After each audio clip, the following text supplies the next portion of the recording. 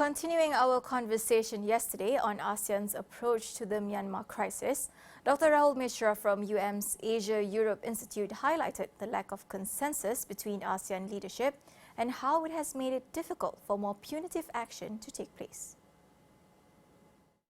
With Myanmar, we've seen that all 10 countries are not on the same page in terms of finding common workable and effective plan. And we have already seen that some of the countries are more proactive than others. So Indonesia, Malaysia, and Singapore played a key role in shaping the ASEAN consensus and also the 5-point consensus.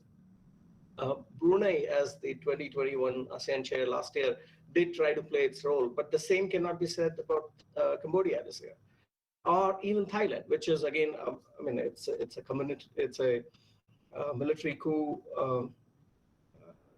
led government. So basically, Prayut is also a military general, and they have their sympathies with the Myanmar junta. So I think that makes things a little difficult for us in the region.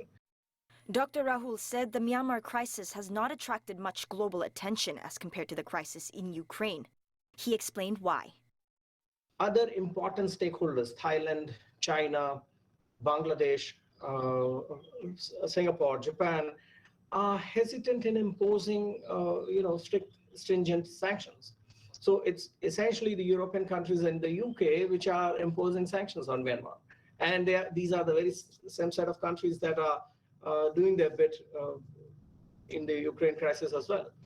So it gives the impression that preserving the international liberal order and a rules-based system in ASEAN region or in the Eurasian European region is more or less the responsibility of Western powers. So here again, I think in Southeast Asia as well, part of the problem is that the US and European powers are not taking that kind of keen interest in making sure that Myanmar returns to normalcy.